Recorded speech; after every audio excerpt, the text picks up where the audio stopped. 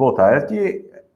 Essa é uma apresentação, vou passar o link para vocês depois, coloco lá no Google Classroom, mas ela nasceu com ele chama assim, Mindset, Liderança para Inovação, um nome meio diferente, não estava muito criativo na hora, mas em relação à mentalidade que vocês precisam ter de liderança dentro do processo de inovação. Então, eu vou trazer algumas reflexões para vocês, que vão valer não só para a disciplina, mas vão valer para a questão de liderança para vocês para sempre, né? Por que falar em liderança para inovação, né? A mudança ela vai estar sempre chegando. A gente está falando que inovação, ela vai muito além dessa, vamos dizer, desse hype que tem hoje, dessa animação de inovação, né?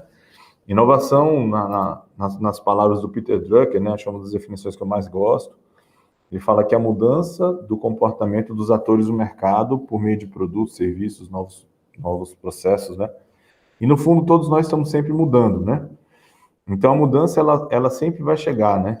Queira você ou não, tá? E não queira.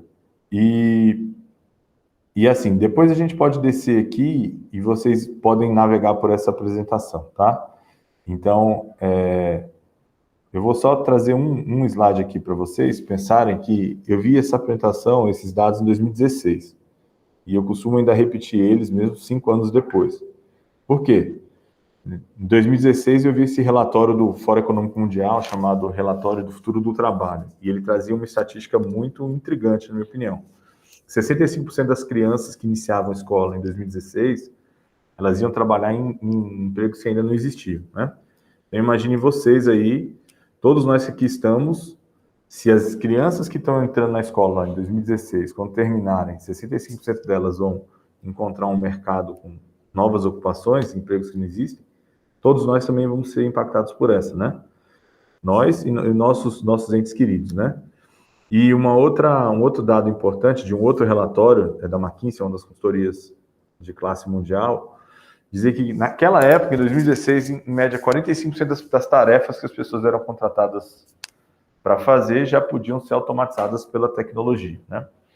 Então, é interessante vocês refletirem isso, né? Isso aqui mostra o poder da mudança e inovar é muito importante dentro desse contexto, né?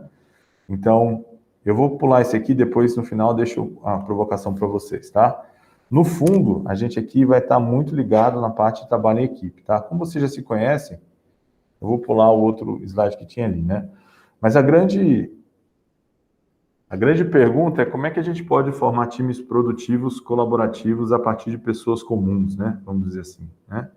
Deixa eu só ver uma coisa aqui. Opa, pulou, né? Isso. Então, uma coisa um provérbio aí que eu gosto muito é esse aí, né? Se você quer chegar rápido, vá sozinho, né?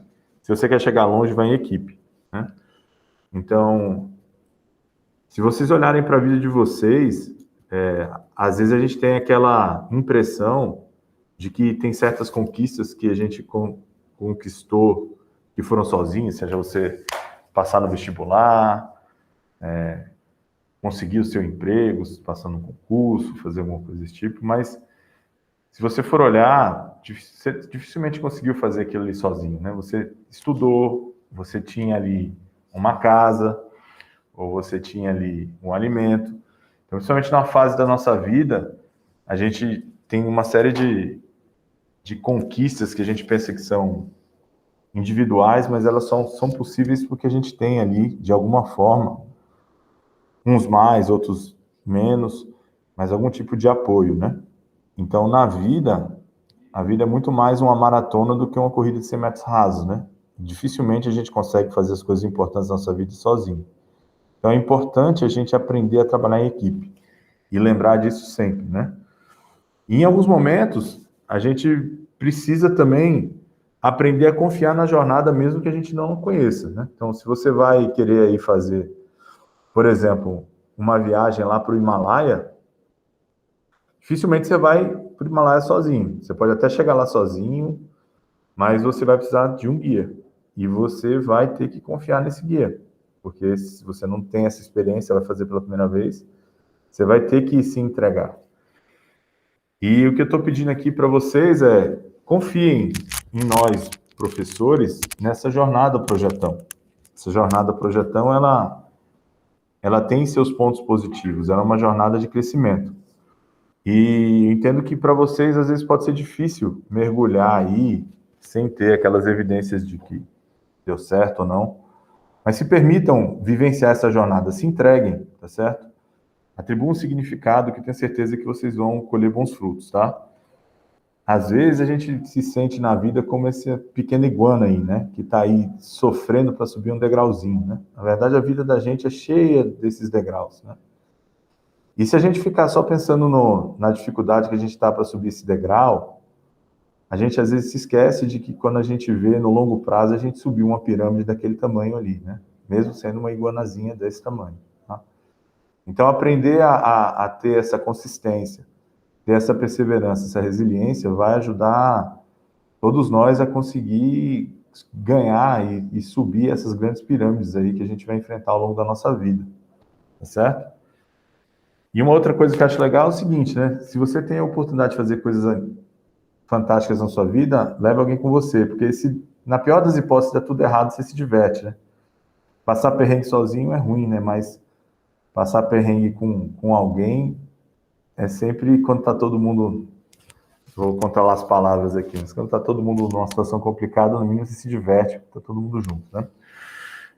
E tem certas obras que a gente não consegue fazer sozinho, né? Mas se a gente tiver em conjunto e todo mundo engajado, a gente consegue fazer coisas que a gente vai se orgulhar. Mas aí, como é que vem? Como é que a gente pode formar times produtivos, colaborativos a partir de pessoas comuns, né? Enfim, não existe bala de prata, né? Não existe receita mágica, né? Existem inspirações tem várias, né? Assim como receitas, né? Mas cada lugar tem seus ingredientes, então dificilmente você vai encontrar uma receita que funciona para todos os grupos, né? Até porque, às vezes, todos os ovos parecem iguais, é tudo ovo, mas quando você vai ver, tem ovo de galinha, ovo de pata, são ovos diferentes. Então, a gente tem que aprender a fazer o melhor uso dos recursos que a gente vai ter. Então, nessa jornada, é um grande equilíbrio, né, entre balancear dois tipos de características individuais, o que é bom para mim, mas também o que é bom para o grupo, né? Isso numa espécie de corrida, né? Uma corrida longa, né? Porque tem momentos em que eu vou precisar priorizar meus aspectos pessoais, mas tem momentos em que eu vou ter que trabalhar para o grupo, né? E como é que a gente consegue isso, né? É um grande exercício de equilíbrio, né? É como eu estiver andando aí em cima desses trilhos aí, grandão. Então, será que a gente vai se deixar levar sempre pela intuição, ou será que a gente vai buscar algum tipo de referência para pensar nesse tipo de coisa, né? Eu costumo brincar aqui, a gente está meio sem tempo, né? Eu vou fazer uma brincadeira mais direta aqui, vamos direto ao ponto, né? O que é que vocês falam no chat, né? O que é, né? O que é que todas as pessoas acham que tem, esse tem deveria estar acentuado, tá? Na quantidade suficiente, e não gostariam de ter mais. Na verdade, é que acham que não precisa ter mais. É uma coisa que todo mundo acha que tem na quantidade adequada, e eu não conheço ninguém que acha que não tem na quantidade adequada. Vocês conseguem pensar nisso? É aquela coisa que está mais bem distribuída no mundo. Todo mundo acha que tem na quantidade máxima. O que vocês acham que é? Tem alguém aí? Alô, alô? Pensando. Daqui, pensando. Essa é difícil Será para que responder existe rápido. isso? Tá, então vou voltar para outra. Mas a outra é muito fácil, né? Ninguém sabe, então vamos embora. É o tal do bom senso. Você conhece alguém que acha que não tem bom senso? Nunca vi ninguém falar, eu não tenho bom senso, ou eu preciso de bom senso. Eu falo, galera, na fila do dinheiro, na fila da beleza, na fila do que for, eu tenho espaço, mas bom senso, nunca vi ninguém. Será que o tal bom senso, como a gente fala, existe? Né? Bom senso, para muita gente, é um código de comportamento ético, no final das contas. É um código de comportamento para um grupo, né? E muitas vezes está dentro daquela linha, né? Se você faz o que eu... Se você seguir o meu caminho, siga as minhas regras, não tem problema nenhum de bom senso, né?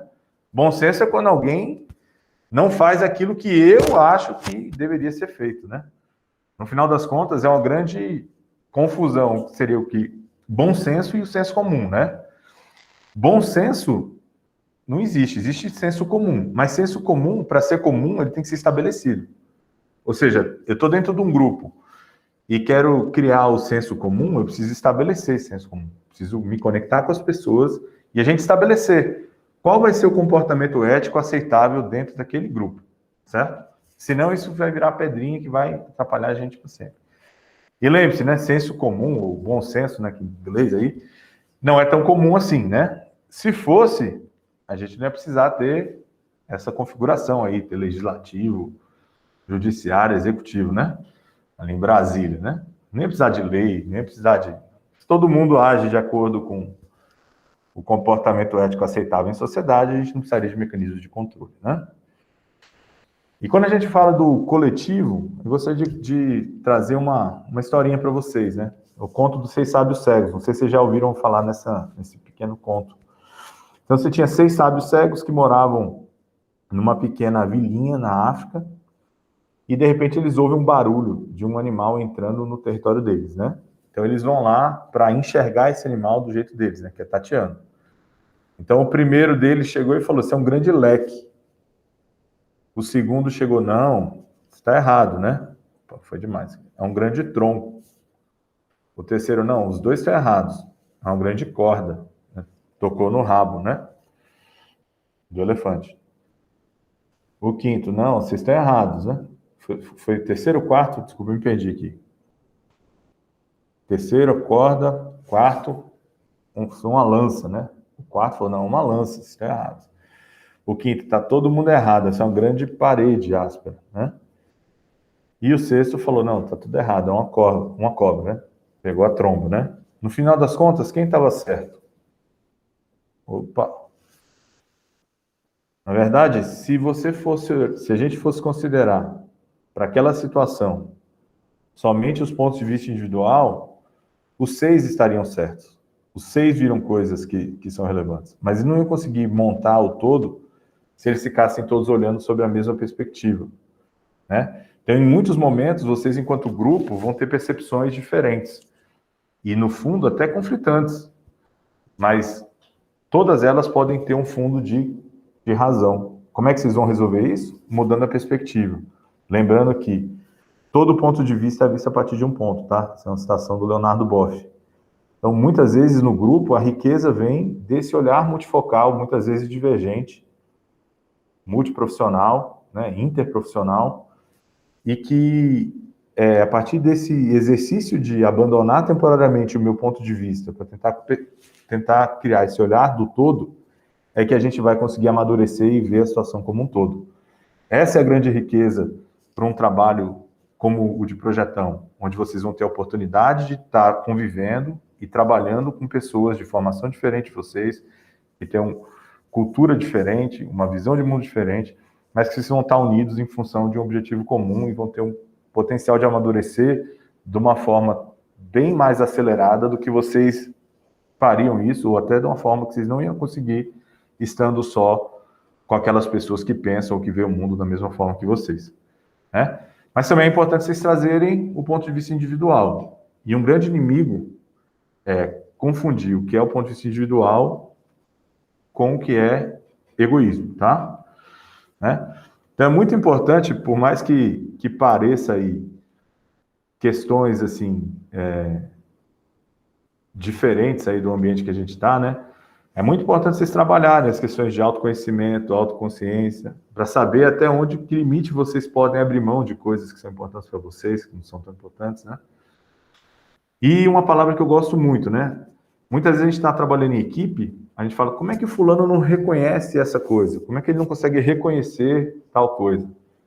Reconhecer é uma palavra que às vezes a gente não repara muito na constituição dela, mas reconhecer, você só reconhece aquilo que você conhece. Então, se você está trabalhando em grupo e você está vendo ali, pô, será que fulano não está reconhecendo que aquilo que ele está fazendo mal para a gente? Se pergunte: será que ele conhece? Será que ele tem consciência de que essa atitude dele está despertando esse efeito negativo no grupo? Antes de chegar e achar que ele está com descaso, tudo. Procurem conversar, né? Assim, existem aqui vou deixar para vocês aqui, depois vocês dão uma olhada. Tem esse livro aqui eu tive contato na escola do meu filho, um projeto de liderança chamado Líder em Mim, inspirado num livro aqui, que tem um nome que talvez não seja muito bom, assim, digo, tem muitas pessoas que vêm com essa coisa de fórmula pronta, né? Os 7 hábitos das pessoas altamente eficazes, mas esse livro é um livro muito interessante, porque ele traz aí, ele acompanhou diferentes pessoas e ele viu certos padrões. E ele fala em 7 hábitos, né? Então, ele, não sei se dá para ler aí, né? Ele fala assim, seja proativo, comece com objetivo em mente, faça o primeiro mais importante, pense ganha-ganha. Então, assim, tem coisas que são do olhar individual, né? Comece por você, né? Seja proativo é você tá no comando, né? E depois a gente vai falar desse seja proativo. Sempre tem um objetivo em mente. Quando você tiver um objetivo em mente, você vai ficar mais fácil de você valorizar as coisas. E sempre comece, faça primeiro o mais importante. Aí aqui tem regras ou sugestões de trabalho em equipe. Pense ganha-ganha, ou seja, sempre tente pensar na solução onde todo mundo ganha de alguma forma, né? Procure primeiro compreender, depois ser compreendido. Então, muitas vezes a gente vê questões onde as pessoas se sentem feridas ou até vitimizadas, porque primeiro eles buscam serem compreendidos do que compreender, né? Se todo mundo quiser ser compreendido antes de compreender, não vai dar certo, né? E agora, num ambiente onde todo mundo tenta entender primeiro o ponto de vista do outro, vocês conseguem chegar no consenso, tá? E crie sinergia, né? Junto é melhor do que sozinho, né? E o 7 é afine o instrumento, né? O equilíbrio é melhor. Então, todos nós precisamos aí nos olhar e nos trabalharmos para afinar o instrumento, né? Tem aquela citação não lembro, acho que do Abraham Lincoln, né? Dizendo assim, se eu tivesse 7 horas para derrubar uma árvore, eu passaria 6 horas afiando meu machado, né? E lembrem-se sempre disso, tá, pessoal? Todo mundo que você conhece está enfrentando uma batalha que você não sabe nada a respeito, tá? Seja gentil sempre, né? É difícil a gente lembrar disso, tá? A gente está vivendo aí o pós-pandemia, um momento que foi difícil na vida de todo mundo. Muita gente perdeu pessoas queridas, perdeu emprego, tem muita gente aí que está se reinventando. Então, sei que tem pessoas aqui que estão vivenciando problemas no grupo, né? Mas, assim, tentem entender primeiro o porquê que essas pessoas não estão colaborando, que não estão contribuindo. O que está acontecendo com as pessoas, né? O líder, ele se preocupa com os números, mas antes de olhar para os números, ele olha para as pessoas que geram aqueles números. E você tenta entender o que está acontecendo com aquelas pessoas. E lembre-se, a vulnerabilidade conecta. Tá? Então, muitas vezes a gente não consegue se conectar com as pessoas porque tem essa distância natural. Uma coisa que é fundamental para que vocês tenham trabalho em equipe funcionando é vocês se conectarem com as pessoas. Então, vocês terem momentos de compartilhar vulnerabilidades, que muita gente acha que é fraqueza, na verdade é uma grande força. Isso sim tem um grande potencial para se conectar de uma forma genuína e verdadeira, tá certo? Então tentem se lembrar disso aqui antes de fazerem julgamentos. Lembre-se que julgamentos só afastam, tá? É importante trabalhar isso aqui, tá? Inteligência emocional. Daniel Goleman trouxe esse conceito aí, ele traz de cinco características que caracterizam a inteligência emocional. A autoconsciência, capacidade de se autogerir, questões relacionadas à motivação, empatia e desejo social. Então, tem esse livro aí, e ele tem um link ali que vocês podem ler o primeiro capítulo dele de graça, que é o que define um líder, tá? Uma leitura bem interessante. Já pararam para pensar por que os emojis foram criados na comunicação da gente? Aqui a gente está usando o chat, a Ingrid colocou ali os emojis. Já pararam para pensar por quê?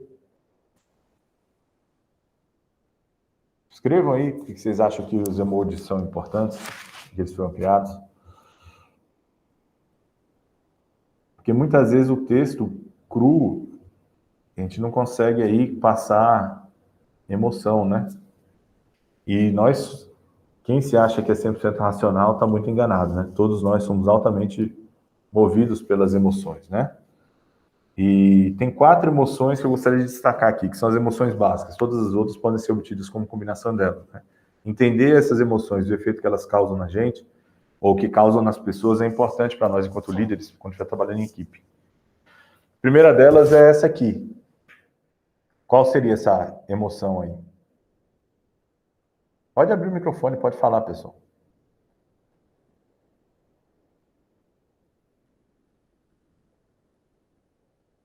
Se vocês já souberem, a gente passa direto. Que emoção é essa? Vocês acham? Tristeza. Tristeza, muito bem, Vitória. Qual a função da tristeza? Sei. Sei lá, expressar a emoção de que algo ou não está bem, ou que a gente está sentindo algum remorso, sei lá. Muito bom. Tristeza é um sinal de alerta. Muito bem. É um sinal de alerta para a gente, enquanto sistema, né? Enquanto um ser que evoluiu ao longo do tempo, a emoção, as emoções são reações que a gente tem aí, que geram sentimentos, e que tem uma função em relação ao nosso desenvolvimento. Tem certas emoções que são chamadas de emoções negativas, como a tristeza, mas não, elas têm uma função biológica de ser, né? As emoções não são ruins. Ruim é o descontrole dessas emoções. Então, a tristeza é um sinal de alerta. Então, quando você está se sentindo triste, é sinal de que alguma coisa não está bem. Então, é interessante que você procure ajuda. Tá? Então, ela tem uma função muito grande para isso. E ela pode significar para vocês um sinal também para fulano estar mais triste do que o necessário. Será que ele está precisando de ajuda? É uma oportunidade, inclusive, de ajudar e de se conectar. E essa aqui, qual seria essa? Essa aí não sei se é muito clara, mas essa aí é o medo. Tentei buscar essa figura. O que é o medo? Quer dizer, semana de prova. Para que serve o medo, pessoal? Do ponto de vista evolucionário, né? Te evitar fazer besteira, tipo, o medo te faz pensar, raciocinar antes de fazer algo que não deveria, talvez. Medo é proteção, né? Assim, se você está na beira de um abismo, né? Você tem risco, o medo vem. É quando você está numa situação, às vezes, que te põe em perigo. O problema é que a gente tem um sistema que é primitivo, evoluiu ao longo do tempo, e muitas vezes a gente não está numa situação de vida ou morte, né? Mas a descarga que vem é a emoção, o medo.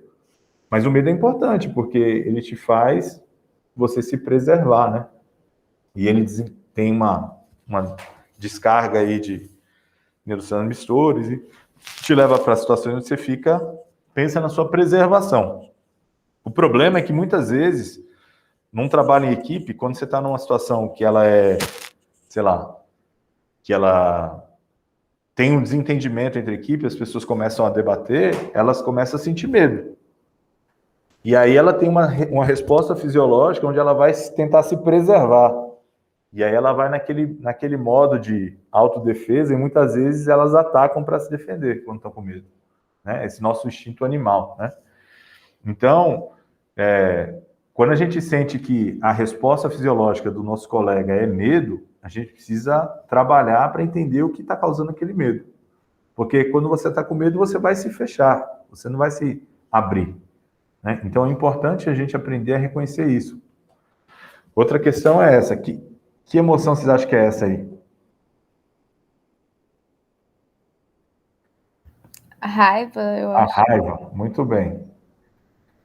A raiva, ela é muito negativa, né? Ela tem um poder destrutivo muito grande, né? Mas ela não é só negativa, não. Ela pode ser muito importante. Tem situações na nossa vida que a gente só consegue tomar certas decisões ou mudar de rumo quando a gente pega essa energia da raiva, né? Então, a gente aprender a gerenciar a raiva é muito importante. Mas também ela pode ser um instrumento importante para a mudança, tá? E tem uma outra emoção. Essa aqui dessas 4 aí, seria a mais positiva, né? Que seria a alegria, né? E que ela é muito importante para a gente, mas ela também pode ser ruim. Por quê? Porque se a gente só faz aquelas ações que nos dão alegria instantânea, né? A gente pode entrar no mecanismo de vício, né? De adição, né? Então, até a alegria a gente precisa aprender a gerenciar, né? E uma coisa que é fundamental, pessoal, para vocês criarem, para o grupo de vocês trabalhar bem, ou trabalhar em equipe, é cultivar essa questão aí. Segurança psicológica. O que seria segurança psicológica? Né? Você está aí num ambiente alto, as pessoas têm vertigem, olham para baixo. Tem gente que vai se sentir seguro, tem gente que vai ficar com medo. Segurança psicológica, ela é uma característica que ela é descrita como do ambiente, né, onde as pessoas se sintam à vontade para falar sem medo de ter retaliação. Vocês acham que o ambiente que tem pouca segurança psicológica, as pessoas não se sentem seguras para falar o que pensam, é um ambiente de inovação? Vão surgir ideias novas? Vão surgir ideias que podem mudar alguma coisa? Foi feito, a primeira pessoa que usou esse termo foi uma enfermeira, hoje professora de Harvard, na Escola de Negócios, Amy Edmondson, e ela fez no estudo do mestrado dela, ela visitou alas de hospitais que tinham muito problema de erro médico e alas que tinham menos, né? E aí ela viu que no ambiente onde tinha mais erro médico, as pessoas... como é que era? Onde é que vocês acham que tinha maior incidência de erro reportado, né? Onde o pessoal tinha um ambiente mais seguro para falar, onde não tinha mais seguro para falar. No primeiro momento, ela viu que onde tinha mais incidente era onde as pessoas falavam mais. Aí ela falou, esquisito isso, né? Na verdade, num ambiente onde as pessoas não se sentiam seguras para falar, uma série de erros nem eram reportados, porque você não tinha aquela cultura, né? Então, do ponto de vista de segurança do paciente dentro desse tipo de ambiente, muitas coisas se evoluíram quando você foi criando esse tipo de valor. E como é que se cria segurança psicológica? Cria-se círculos de confiança. Para você criar segurança psicológica, no fundo, você precisa criar um ambiente onde as pessoas se sintam confianças umas nas outras, né? Então, tudo que você fizer que vai minar a confiança de uma pessoa com a outra, você vai destruir a segurança psicológica. Você vai afastar as pessoas e vai criar um ambiente onde as pessoas vão sentir medo. E a reação do medo não vai ser de se aproximar, né? Então, tem um videozinho aqui que fala sobre isso, de como construir um ambiente seguro, né? Que aí é com a Amy, com essa professora que eu falei. Tem também um outro videozinho aqui para baixo do Simon Sinek, também que ele fala por que os grandes líderes fazem vocês se sentirem seguros, né? Então, só para correr aqui, para finalizar, né? Então, a gente fala muito de felicidade, né? A busca pela felicidade, né? É uma coisa importante para todos nós. Então, tem 3 tipos de mecanismo, né? Primeiro é aquele onde você faz aquela felicidade que você realiza alguma coisa que você gosta, né? Quem gosta de surfar, vai lá e surfa. Quem gosta de tomar cerveja, tá de fome, toma cerveja, tá com fome, come. Só que é aquele mecanismo que você realiza, tem aquele mecanismo de recompensa e que, se você ficar realimentando esse sistema, você vai possivelmente gerar um vício, alguma coisa desse tipo. Esse é o primeiro tipo de felicidade, é quando você tem essa recompensa, muitas vezes, externa a você. Tem outro tipo de felicidade aí que é reportada, que, inclusive, o cara que propôs esse conceito, ele até faleceu recentemente, o nome dele eu não consigo falar ele inteiro, é Mikhail, não sei o que lá, ele fala do estado de flow. Então, é quando você entra num estado de conexão com uma experiência. Como eu meio que eu estou sentindo aqui, eu começo a falar, gosto muito e não vejo o tempo passar. Ou, isso é muito comum quem entra para jogar videogame, né? Ele entra, começa a jogar, passa horas jogando e quando vê, assim, achei que passou meia hora, 1 hora, e ele passou 8 horas jogando. Por quê? Porque essa experiência de imersão entra num espaço onde você entra em fluxo, e isso é uma experiência que dá uma felicidade mais duradoura do que aquela primeira tipo de felicidade, mas é menor do que essa aqui, porque dura só durante a experiência. É a experiência, é a felicidade que está representada por pessoas como o Gandhi, que na verdade não é o Gandhi, né? É a ideia que o Gandhi traz. E no fundo é quando você encontra significado e você trabalha para cumprir alguma missão aí que faz sentido para você, né? Que tenha significado, isso te preenche, é como se você estivesse cumprindo o seu papel nesse mundo aí. Eu sei que tem diferentes pessoas, diferentes crenças, mas quando a gente trabalha para realizar trabalhos ou missões que a gente acha que tem valor, isso nos traz um sentimento de completude, de felicidade, que ele é muito mais duradouro, que tem a ver com as questões internas, né? Nossa motivação intrínseca, né? Então, Você tem uns videozinhos aqui que eu vou deixar, mas é importante vocês tentarem identificar o que constrói significado para vocês enquanto grupo, né? Então, tem um autor aí, um escritor, Viktor Frankl, quem se interessar, dá uma googlada aí para ver a história dele, né? Esse cara era um psiquiatra que foi preso no Holocausto judeu e que ele vivenciou lá experiências de morte, né, trágica no Holocausto. Pegou os piores campos de concentração, mas ele sobreviveu, né? E ele tem várias situações, essa é muito inspirada no trabalho do Nietzsche, né? Mas ele fala assim, quem tem um porquê para viver pode aguentar quase qualquer como, né? E aí essa situação dele, né? Isso está dentro do livro dele, A Busca do Homem por Significado, né? Que vem aquela questão que eu falei do seja proativo, né? Por que é seja proativo, né? Tem duas frases dele que eu acho que são muito fortes e que servem de reflexão para a gente para a vida inteira, né? Pelo menos para mim são muito significativas. Primeiro é que a vida nunca é insuportável pelas circunstâncias. Pode estar difícil pra caramba, mas não é isso que faz a vida insuportável. É a falta de significado ou de propósito, né? E ele fala do seja proativo naquele livro por causa dessa segunda citação aqui, né? Que ele dizia o seguinte: eu estou aqui no campo de concentração, eles podem fazer o que eles quiserem comigo, mas a única coisa que ninguém aqui vai conseguir tirar de mim é a forma que eu vou escolher responder a tudo aquilo que vocês fazem comigo. Você pode fazer o que você quiser, mas quem vai atribuir o significado sou eu. Ou seja, no final das contas, todos nós temos condição de atribuir o significado. E isso sim é importante. Então, por mais que esteja difícil para vocês trabalharem em equipe, se vocês conseguirem construir um significado para essa jornada que seja maior do que a dificuldade de se reunir ou de fazer o trabalho em equipe, com certeza essa vai ser uma experiência frutífera para vocês e positiva. E é uma lição que vale para toda a nossa vida, né? Às vezes a gente passa por momentos no trabalho, na nossa família, na nossa casa, na nossa vida, e que se a gente aprender a ressignificar esses momentos, a gente consegue ter energia para seguir em frente, né? Uma coisa que é importantíssima para vocês é cuidar da comunicação, tá? Então, aqui é um diagramazinho que é meio teoria de comunicações, telecomunicações, mas é o seguinte, né? Muitas vezes, uma pessoa que vai falar, ela pensa numa mensagem A, mas ele pensa em A e verbaliza B.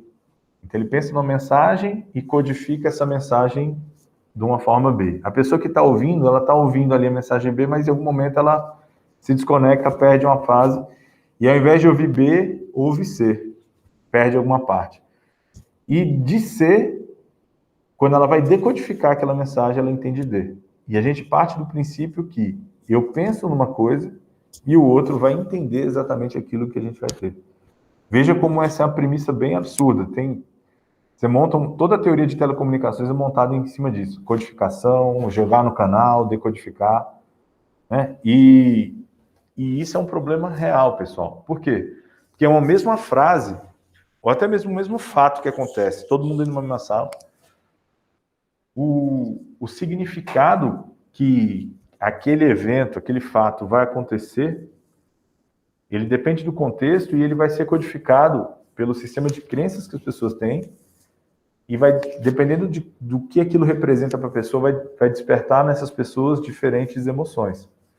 Então, tomem muito cuidado quando vocês estiverem se comunicando, até para tentar entender o que aquelas palavras que você escolheu representam para aquela pessoa. Quem aqui já tiver a oportunidade de conviver o espaço com outra pessoa, né, um companheiro ou companheira, sabe o quanto isso é importante construir ao longo do tempo, né? E lembre-se, né? Às vezes as pessoas por fora estão com um sorriso, mas por dentro elas estão arrasadas, né? Ao longo do tempo. Então, cuidar da comunicação é muito importante, principalmente nos momentos que a gente está agora, né? Então, principalmente trabalhando quando você é remoto, né? Então, assim, antes de vocês agora, estão com problema no grupo, antes de chegar e falar de desistir, né? Tenta entender por que a pessoa do outro lado, até o momento, talvez não tenha entregado o suficiente, não tenha rendido. E tente sempre estimular as pessoas a trabalhar. Pode ser que daqui para o final, aquele componente do grupo, aquela componente que por alguma razão não pôde se entregar valor aí, pode ser que ela faça a diferença, tá?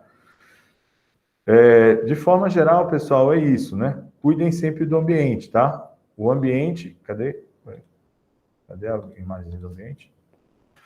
O ambiente ele é fundamental para que vocês consigam ter o trabalho funcionando, né? E lembre-se que, dependendo do contexto, essa garrafinha, quando a gente pensa em meio ambiente, ela mata aí tartarugas e outros animais, mas ela pode ser o que vai salvar a vida de um viajante, aí, um náufrago, né? Que vai poder guardar água, né?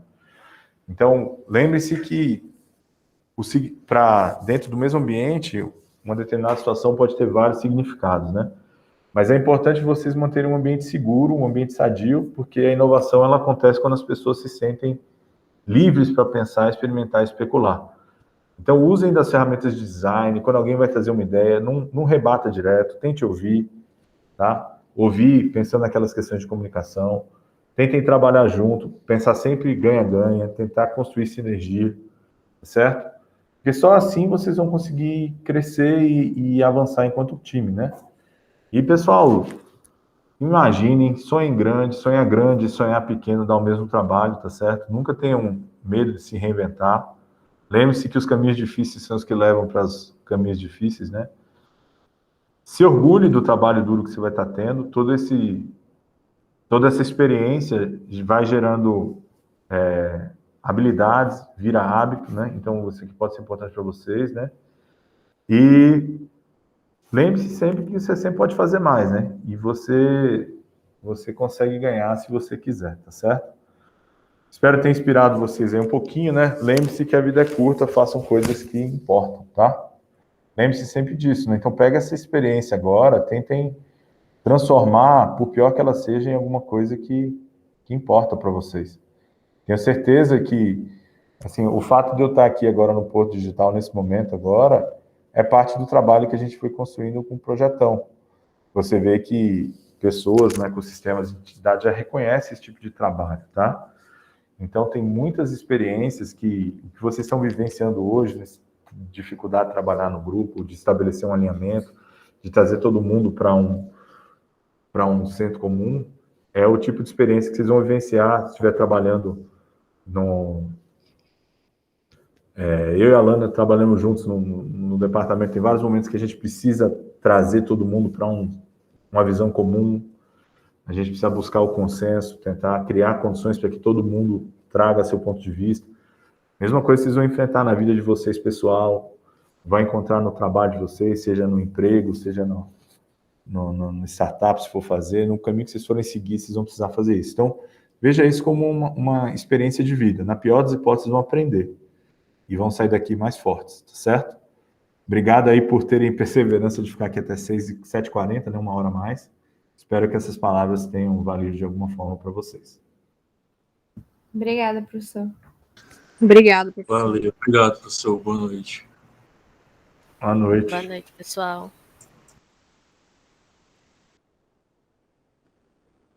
Vamos parar aqui a gravação. Então, conversem entre si, tentem buscar aí Eu acho que agora vai conciliação. Aí, sair.